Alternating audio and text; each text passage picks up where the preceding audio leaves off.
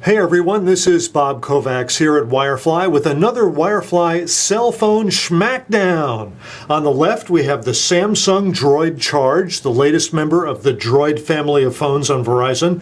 And on the right we have the DROID Incredible 2. It came out just a couple of days actually before the DROID Charge did. So we have DROID versus DROID, Verizon versus Verizon. Let's take a look at this very interesting Schmackdown.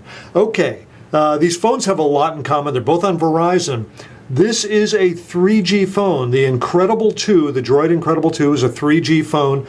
The DROID Charge is a 4G phone. Whoa, the DROID Charge takes that round. The DROID Charge has a 4.3-inch Super AMOLED screen. The Incredible 2 has a 4-inch LCD screen. They both have resolution of 480 by 800 pixels. So the resolution's the same. Here on the left on the DROID Charge, you have a Super AMOLED screen. I think it's actually called a Super AMOLED Plus. Take a look at that thing on camera. It looks pretty darn good. Now the Incredible 2 looks pretty good too. You can read all the fine print. These are two outstanding looking phones. But the DROID Charge with its Super AMOLED display, look when you go off axis with this phone, how it still retains its excellent visibility. You go off axis with an LCD screen and it gets decidedly dimmer. Now this is a pretty darn good display for an LCD display, so don't get me wrong, I'm not complaining about the display that's on the Incredible 2 because it's a pretty good display, but the Super AMOLED displays that the DROID Charge has is just really top notch. So again, they both have the same resolution. You've got bigger size, and you've got the Super AMOLED Plus technology. Very, very nice. Now this phone looks big, but I gotta tell you that weight-wise, it's very reasonable weight-wise. It's not nearly as heavy as you might think. In fact, if anything, it feels about as dense feeling as the Incredible 2. They're actually both pretty good in the weight department, although they're both relatively big. And I like the 4-inch screen, by the way. I like the size of that on a phone. To me, that's just about the sweet spot on a phone is the 4-inch display. But the 4 and 4.3, let's call it 4 1/3 inch display that's here on the DROID Charge, really it's an outstanding display. No complaints about it whatsoever. Now, I want to do a couple of things that will involve checking Quadrant here. I like to use Quadrant to check the system information. Here on the DROID Charge, you see that it's Android 2.2. You see that it's got a 1000 megahertz CPU.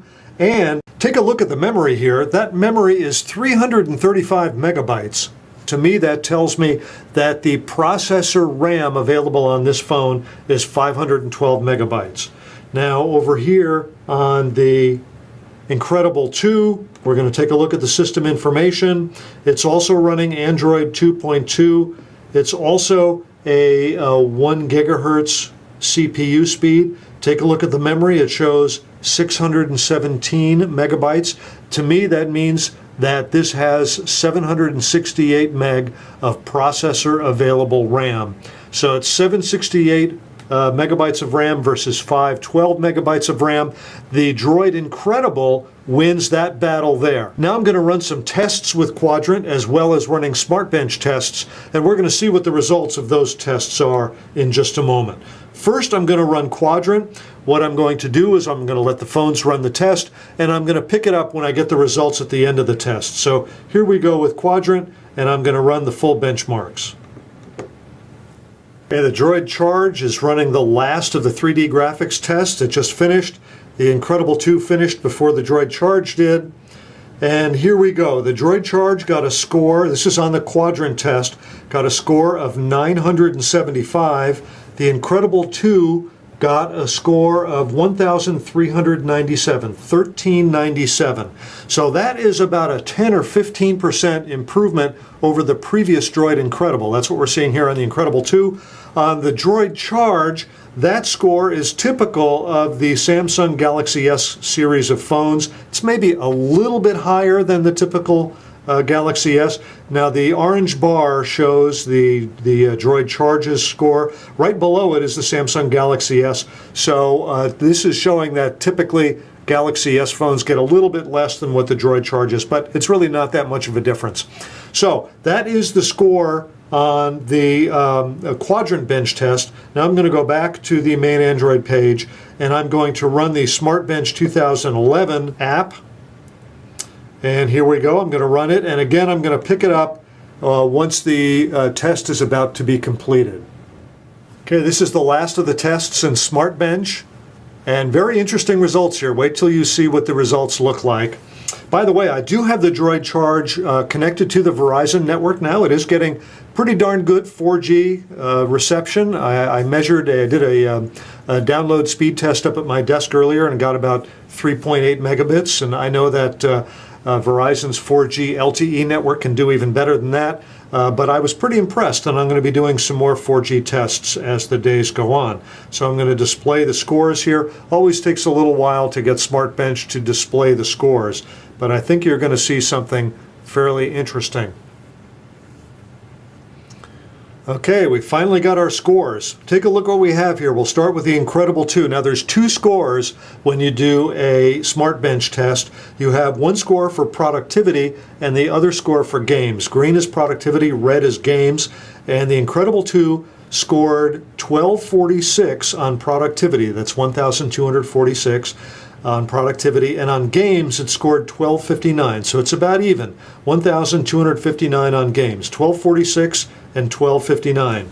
Over here for the Droid Charge, we have 830 on productivity, but notice the game score is 1,995, 1995. So the Incredible 2 is about even when it comes to both productivity in games. In other words, its number crunching ability and its graphics ability is about roughly equal in the Incredible 2. Over here with the Droid Charge, you've got a middling score for productivity, but the game score, the graphics capability score, is much, much higher and significantly higher than the Incredible 2.